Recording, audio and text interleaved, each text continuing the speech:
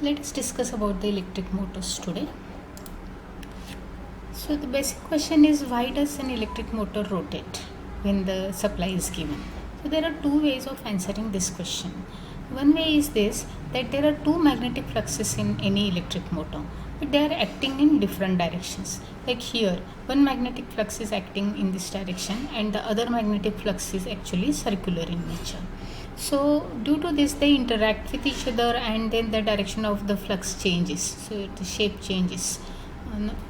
Then due to that there is a force developed because the magnetic flux lines try to get their original shape back. So this is how a force is produced. Another way of explaining is that the stator of the electric motor produces a magnetic flux as shown here, and on the rotor there are conductors. So on the rotor there are conductors and they conduct a current. So scientist Lorentz said that if you keep a current carrying conductor in the magnetic flux, then there is automatically a force produced. And the direction of this force is obtained using the Fleming's left hand rule. So Fleming's left hand rule says that if you hold your left hand by stretching the first three fingers perpendicular to each other, such that the forefinger shows the direction of the flux and the longest finger shows the direction of the current, then the remaining finger, that is the thumb, it shows the direction of the force. So this is the operating principle of any electric motor. Let us see now how DC motor uses this principle in it. So this is a rough structure of a DC motor. It consists of a stator and there are poles fitted on the stator, and this is the rotor. Now an electromagnet is shown for the poles here. So there is a winding on the poles. This is called as a field winding. When DC current is passed in the field winding, it produces magnetic flux and north and south poles are created. On the rotor there are several conductors which are called as armature conductors. They are in fact interconnected to form a winding, armature winding, and then this winding has to be connected to a DC supply. So we have to pass the current in the conductors, then only the rotation will be produced. But the question is that how do you connect rotating conductors to fixed terminals of DC supply without twisting? So the answer is that you have to use a slippery contact to achieve this, and in a DC motor, commutator and brush arrangement, using that we can achieve this slippery contact. Now let us see the working of a DC motor, how it produces a unidirectional torque. So in the first figure we have assumed that the flux direction is downwards and the current direction is into the plane. So apply the Fleming's left hand rule and you see that the force is this way and the torque, that means the rotation, is clockwise. Now suppose due to the force the rotor moves, the conductor moves. Now this is a new position of the conductor. Now here also the torque should be in the clockwise direction only. That means the force should be in this particular direction, not in this direction. Force should be in the opposite direction now. So flux has not changed, but the force required is in the opposite direction. So what should be the direction of the current? Apply the Fleming's left hand rule and find the answer. You will see that the direction of the current would be opposite to the previous direction of the current.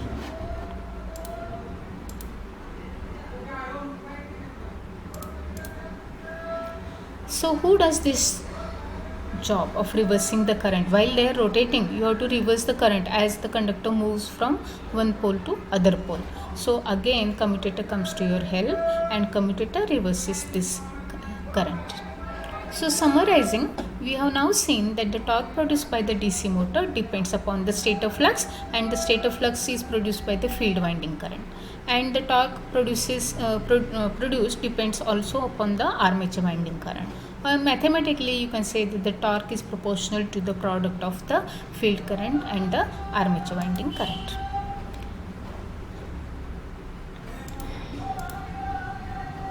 Let me also tell you that the speed of the DC motor is inversely proportional to the stator flux.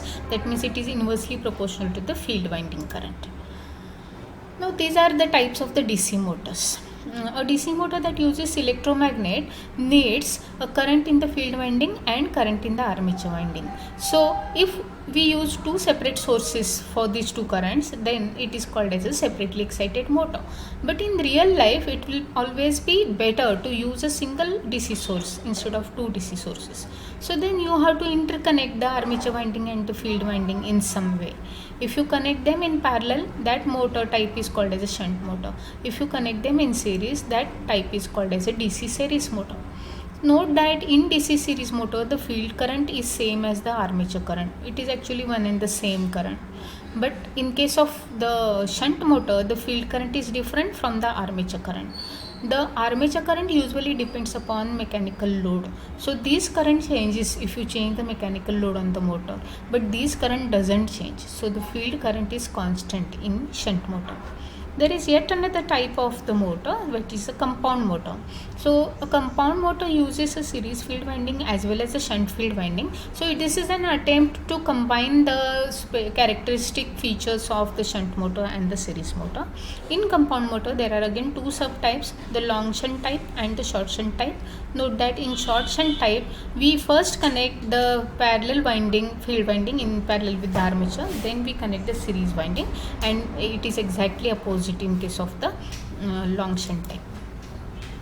So now let us study in detail the shunt motor and the series motor.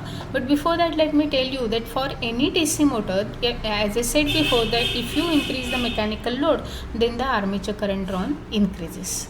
So in case of a shunt motor, the torque, which is proportional to the product of field current and armature current, out of which field current is constant because it is a parallel connection. So it's a property of a parallel connection that the two currents are independent. So field current doesn't depend upon the mechanical load. So the torque is proportional only to the armature current. And the speed is proportional, inversely proportional to the field current. Field current is constant, so speed is constant. In case of a series motor, the torque, which is proportional to the product of IF and IA, actually we can write torque proportional to IA square because these two are same. You can also write torque proportional to IF square, but that form is not generally used. So remember that torque is proportional to IA square. So if you compare the torque produced by series motor and the torque produced by the shunt motor for the same value of the armature current, obviously the series motor produces higher torque. And what about the speed? The speed is inversely proportional to the field current, but the field current is changing. If you change the mechanical load, the armature current changes. That means the field current changes. So the question is, what would be the speed at no load?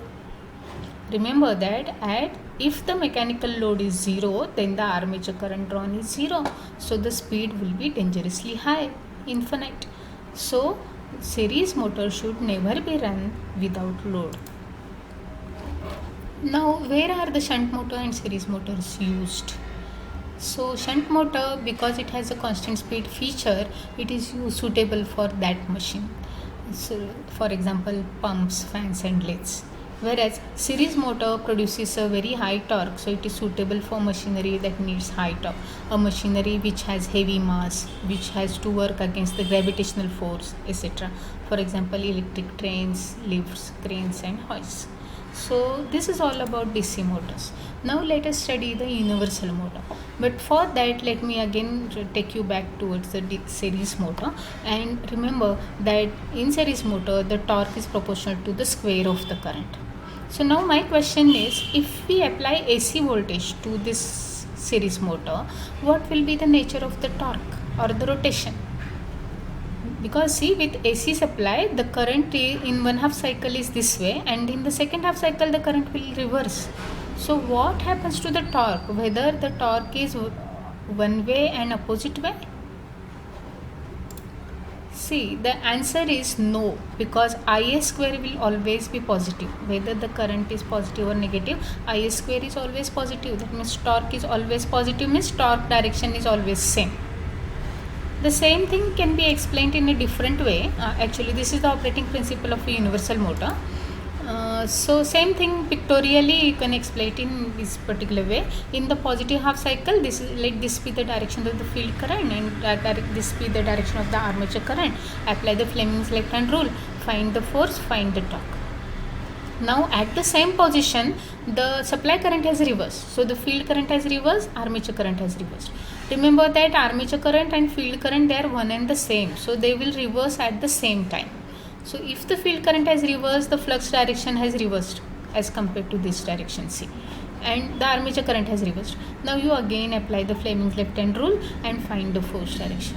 So you will conclude that the force doesn't change, torque doesn't change. So whether the current is positive or negative, the motor continues to rotate in the same direction.